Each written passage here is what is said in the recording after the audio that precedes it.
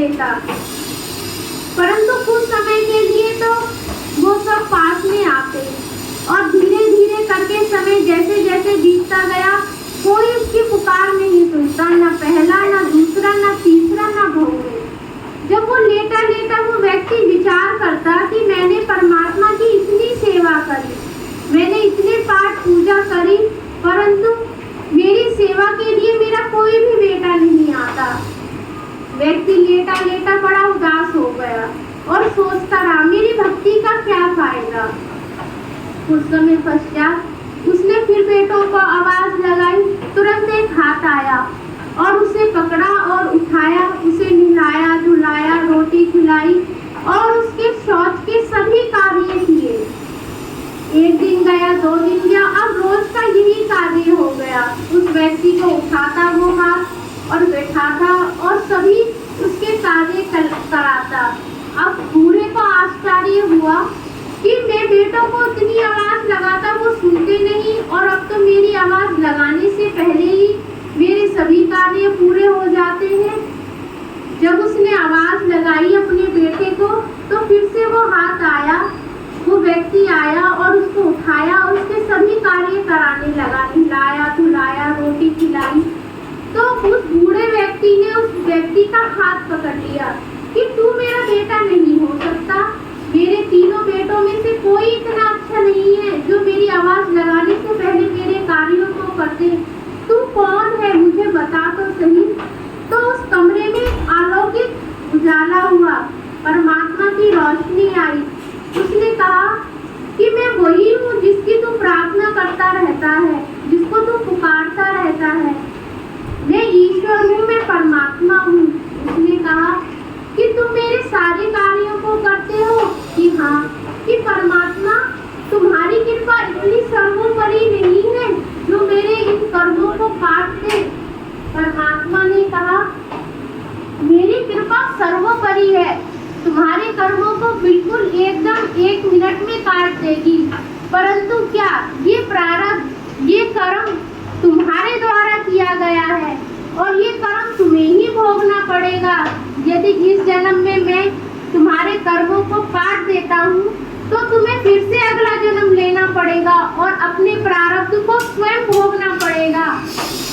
इसीलिए जब तुमने मेरी भक्ति की है, मेरा भजन सिमरन करा है, तो मैं उस प्रारब्ध को कटवाने के लिए, उस कर्म को कटवाने के लिए मैं स्वयं आया हूँ, तुम्हारे कर्मों को काटने के लिए। उस व्यक्ति को समझ में आया कि हाँ, ये ठीक कह रहे हैं कि इनकी कृपा तो सर्वोपरि है, परंतु यदि मेरा प्रारब्ध भी कट गया तो मेरा जीवन समाप्त हो जाएगा। इसीलिए हम सोचे हमारे जीवन में जो भी कुछ होता है, हमारी औलाद के द्वारा, हमारे पति के द्वारा, हमारे बच्चों के द्वारा, हमारी सास बहू, जो भी रिश्ते में हमारे साथ जो भी गलत होता है, हम परमात्मा को दोष ना दें।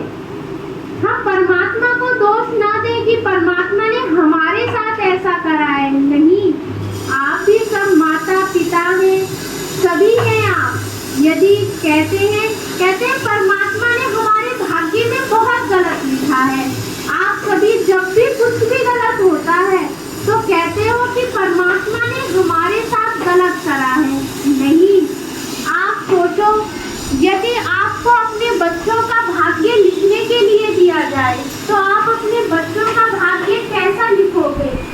क्या किसी के भाग्य में ऐसा लिखोगे 2 बच्चे हैं, 4 बच्चे हैं, कि 3 बच्चे ठीक रहे और एक थोड़ा सा बीमार हो जाए तो कोई नहीं। सबकी सरकारी नौकरी चाहोगे, सबका स्वास्थ्य चाहोगे, अच्छा रहे, सब कुछ परफेक्ट। सभी तुम अपने बच्चों के भाग्य में ऐसे ही कलम से लिखोगे।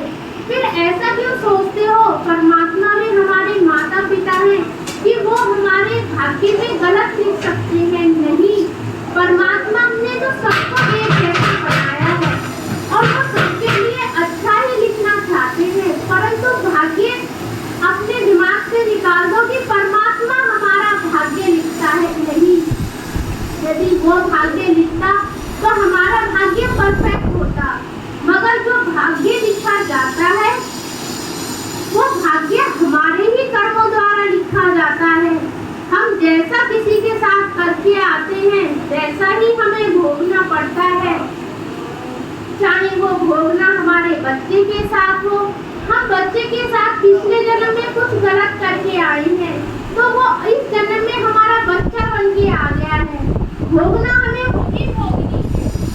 इसीलिए हम कैसे कह सकते हैं कि ऐसा गलत नहीं।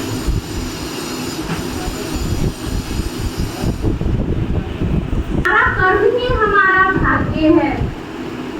छोटी सी कहते हैं परमात्मा सिर्फ ये कहानियां क्या है, हमारे जीवन का सार है, ताकि हमें सत्संग का अर्थ, हमारे जीवन का अर्थ हमें समझ में आ सके। कहते हैं दो व्यक्ति आपस में दोस्त थे, एक तो किसान था और एक पंडित। दोनों के औलाद नहीं थी, दोनों ने ही बहुत व्रत पाठ पूजा की है। कुछ समय पश्चात दोनों के घर में संतानों ने जन्म लिया। एक संतान जो किसान के घर में जन्मी थी बहुत अच्छी, उसके घर में जन्म लेते ही उसके लिए सब कुछ अच्छा होने लगा, उसकी खेती बाड़ी सब कुछ अच्छा। इधर दूसरा जो पंडित था उसके घर में जब बच्चे ने जन्म लिया तो उसके संग सब कुछ गलत होने लगा, उसकी पढ़ाई छूट गई, उसके घर में अनाज की कमी होने लगी, उसके पास कोई गीता भागवत कोई कथा वगैरह नहीं आने लगी। उन दोनों ने सोचा कि हम दोनों ने एक जैसे व्रत पाठ पूजा सब कुछ करा, फिर तेरे घर में ऐसे बच्चे ने जन्म लिया कि तेरे घर में खुशहाली और मेरे घर में बच्चे ने जन्म लिया तो ऐसा सब कुछ। तो दोनों ने विचार करा ऐसा क्यों हमारे साथ हो रहा है। उसने कहा कि चलो हम किसी से पूछते हैं, जैसे कि हम सब बोलते हैं कि हम अपने भाग्य का पूछ करके आए, ऐसा क्यों। तो ऐसे ही वो दोनों दोस्त आपस में मिलकर के गए एक महात्मा योगी से, उन्होंने बताया कि तुम दोनों ने व्रत पाठ पूजा बिल्कुल एक जैसा किया था, परंतु तुम्हारे कर्म अलग अलग थे। तुम्हारे ही कर्मों का फल इस बच्चे के रूप में तुम्हारे घर में जन्मा है। तुम्हें पता है, याद करो जब तुम पाठ पूजा करके आ रहे थे तो तेरे घर में एक काला कुत्ता, कहते हैं किसान के घर में एक काला कुत्ता और उस पंडित के घर में एक भूरा कुत्ता, दोनों आए। तुमने उसके साथ व्यवहार कैसे किया। ये कुत्ते भी आपस में दोस्त थे। जब तेरे घर में पाठ पूजा करके आए किसान के घर में, जब किसान के घर में पाठ पूजा करके वो आए तो उसने क्या करा, उस कुत्ते को जब आए तो उसको रोटी डाली, उसको अच्छी तरह से दूध पिलाया, उसकी हवा करी, उसको खिलाया। और जब ये काला कुत्ता उस घर में गया तो उसने कहा कि अरे मेरी पूजा का प्रसाद जो मैं भगवान के लिए लाया था तूने उसको झूठा कर दिया और तूने इसको इतना मारा, इसकी टांगे तोड़ दी और ये बाहर चला गया। जब ये आपस में दोनों कुत्ते मिले तो इसने कहा कि हम दोनों इन्हें सजा जरूर देंगे जिसने हमारे साथ ऐसा ऐसा व्यवहार करा। तो जब ये टांग टूटी कुत्ते ने पंडित के घर जन्म लिया और उस कुत्ते को जो कि उसने दूध और उसका अच्छी तरह प्रसाद और रोटी खिलाई थी उसने उसके घर जन्म लिया। ये तुम क्या सोचते हो, ये बच्चे जो जन्मे हैं ये अपने कर्मों का तुमसे हिसाब ले रहे हैं। तुम क्या किसको दोष देते हो, कौन सी पूजा, कौन सा पाठ, कौन सा कर्म तुम्हारा क्या है। तुम्हारा कर्म ही तुम्हारी पूजा है और कुछ नहीं। जब कर्म अच्छे करोगे तो तुम्हें उसका फल भी अच्छा मिलेगा। तो बस अपने अपने फल को भोगो।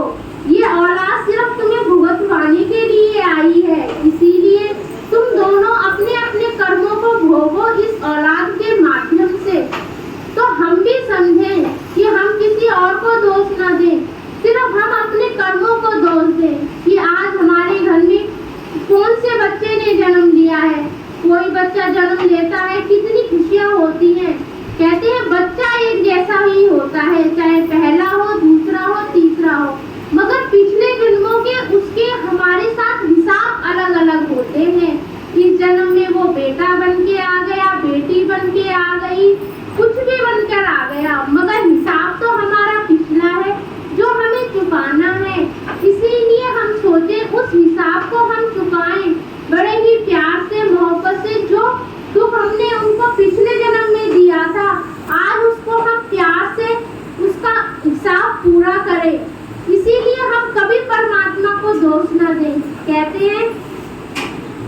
लड़की की शादी करी, बहुत अच्छा मकान बनाया, तो व्यक्ति क्या कहता है, मैंने अपनी लड़की की शादी में इतना पैसा लगाया, अपने लड़के की शादी में इतना पैसा लगाया, ये मकान, ये बिल्डिंग जो मैंने बनाई है, ये जिसको चलते चलते 2.5, 3, 4, 5 साल हो गए, इसमें मैंने इतना पैसा लगाया, मगर जब वो कर्मों का हिसाब आता है तो एक छोटे से भूकंप में जब वो गिर जाता है, तो व्यक्ति क्या कहता है कि परमात्मा मैंने इतनी मेहनत से बनाया, तूने छोटे से भूकंप में इसको तोड़ दिया।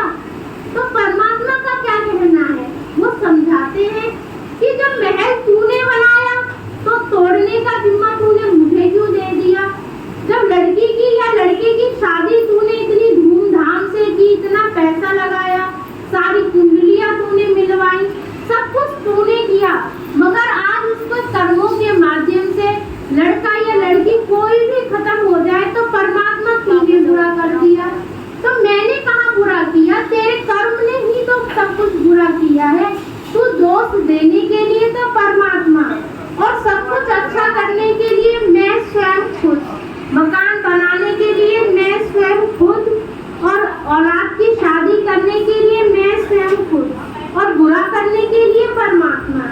ऐसा क्यों सोचते हैं हम, क्यों दोष देते हैं हम परमात्मा को। परमात्मा को दोष देना बंद करो, क्योंकि परमात्मा किसी के साथ बुरा नहीं करता। वो सिर्फ सत्संग के माध्यम से और अच्छी बातों के माध्यम से सिर्फ जीव को समझाना चाहता है। अपनी चैतन्य शक्ति को जगाओ, अपनी अंतर आत्मा को जगाओ, सही और गलत का निर्णय लो कि हमारे संग में सही करने के लिए हम स्वयं हैं और गलत करने के लिए परमात्मा नहीं। परमात्मा कभी गलत नहीं करता। क्या तुम सब माँ बाप हो, कभी अपनी औलाद का बुरा सोच सकते हो? नहीं। फिर उनके साथ जब गलत होता है तो उसका दोषी माँ बाप नहीं, स्वयं वो खुद है अपने कर्मों के द्वारा। इसीलिए मनुष्य के साथ जो भी कुछ होता है उसी के अपने ही कर्मों के द्वारा उसके साथ गलत होता है, ना कि परमात्मा के द्वारा गलत किया हुआ नहीं।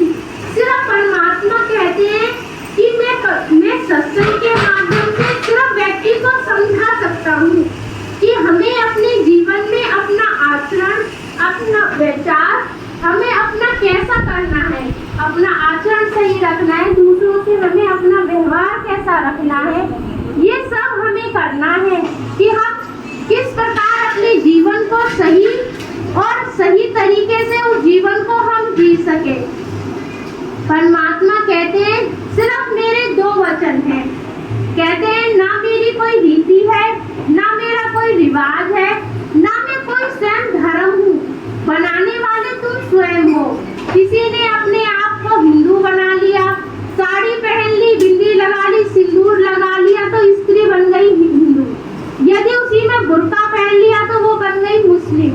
यदि उसी में सूट और दुपट्टा ले लिया तो बन गई सिख। नहीं, बनाने वाले हम स्वयं खुद हैं। मनुष्य स्वयं खुद अपने आप को उसने परिवर्तित किया है। परमात्मा कहते हैं मैंने तो सिर्फ अपनी आत्मा भेजी है जो कि सभी में एक समान है। इसीलिए ना तो मेरे लिए कोई रीति है, ना रिवाज है, ना कोई मेरा धर्म है। मैं परमात्मा हूँ और मैं सभी के अंदर विराजमान हूँ, और जो भी मुझे देखना चाहता है वो सिर्फ मुझे अंदर देख सकता है। रीति में, रिवाज में, धर्म में मैं नहीं हूँ, मैं किसी में नहीं हूँ, मैं तो तुम्हारे भीतर विराजमान हूँ। तो मुझे देखने के लिए तुम्हें क्या करना होगा? परमात्मा कहते हैं किसी भी गुरु से, जिससे कहते हैं दीक्षा सिर्फ एक माध्यम है, हम किसी भी गुरु से दीक्षा लें, दीक्षा केवल एक माध्यम है, एक वो सीढ़ी है परमात्मा की तरफ चढ़ने की। मगर परमात्मा सभी के अंदर भीतर है। हम उसको जब भी सिमरन करते हैं, आंखों को बंद करते हैं, बैठते हैं, हम ध्यान लगाते हैं, कहते हैं हम जिस भी धर्म में हैं, हम क्या करते हैं, हम हिंदू धर्म में हैं या मुस्लिम धर्म में हैं या सिख धर्म में, हम जिस भी धर्म के अंदर है, हम सिर्फ बाहर के ढकोसलों को करते हैं। हम घंटी बजाते हैं, जोर जोर भगवान जी को नहलाते हैं हम, या हम बहुत जोर से अल्लाह माइक पे चिल्लाते हैं, तरीकों से हम परमात्मा को याद करते हैं, परंतु धर्म एक अलग है और परमात्मा को पाना एक दूसरा, एक चैतन्य स्वरूप है। तो कहते हैं परमात्मा को हम शोर शराबे में नहीं, कहते हैं जब हम परमात्मा का मिलन, जब एक उदाहरण से समझो कोई भी है, हम किसी से भी अपनी प्रिय सहेली से हम मिलने के लिए जाएं तो हम क्या सोचेंगे, बहुत दिनों के बाद मिले हैं तो हम चाहेंगे कि हमें एक शांत जगह मिले ताकि हम अपने मन की बात उससे बोल सकें। अगर शोर शराबा होगा तो हमारी आपस में बात नहीं हो पाएगी।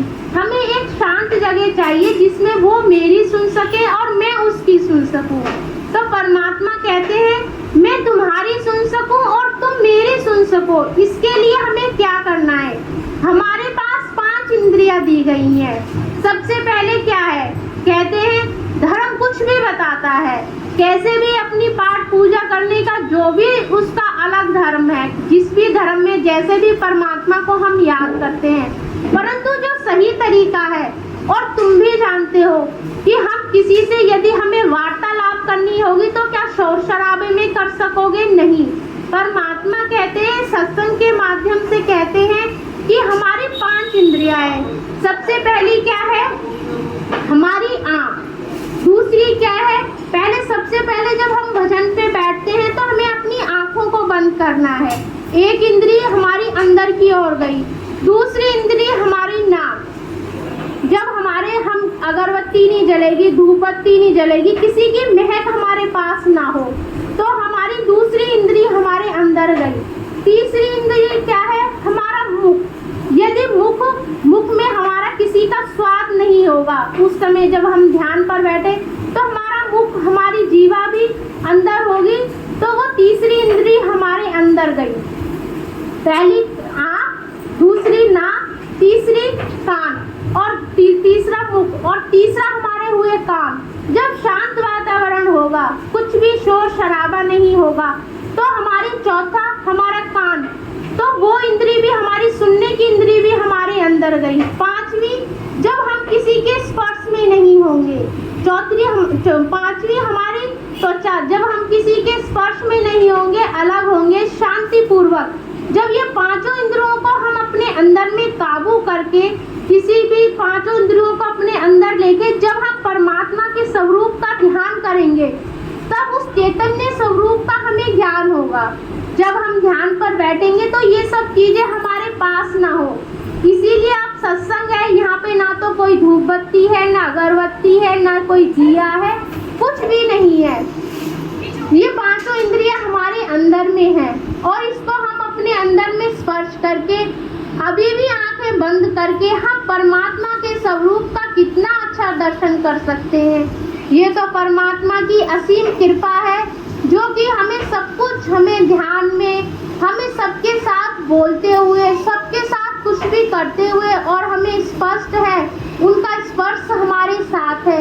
तो ये स्पर्श को तुम भी सभी लोग अपने अंदर महसूस करो कि परमात्मा कैसे हमें दिख सकते हैं।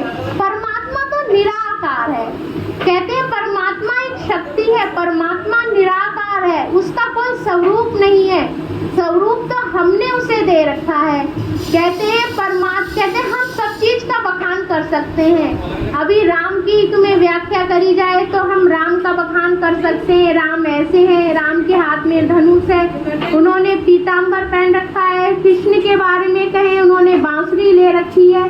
सबके बारे में हम, सीता की, मैया की, सबके बारे में हम सब कुछ बता सकते हैं, परंतु तुम्हें कहा जाए कि परमात्मा का बखान करो तो कहते हैं परमात्मा कि धरती को अगर हम कागज कर लें, पूरे धरती को हम कागज कर लें और उसको पर्वत की हम शाही बना लें और उसको हम समुद्र में घोल भी लें और प्राकृतिक के जितने भी पेड़ पौधे हैं उनकी हम कलम बना लें और उससे उस परमात्मा के स्वरूप का या परमात्मा के बारे में उसके गुणगान का हम बखान करें, तब भी हमसे परमात्मा का बखान लिखा ना जाएगा।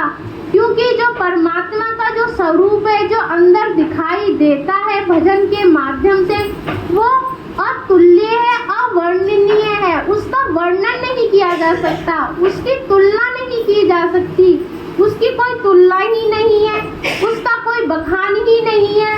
तो कहते हैं जो जिसने पूरा संसार बनाया, पूरी प्रकृति बनाई, पूरे सब कुछ जिसके द्वारा बना, तो उसके बारे में प्रकृति का कोई ऐसा मनुष्य ही नहीं है कि जो उसके बारे में कुछ लिख सके।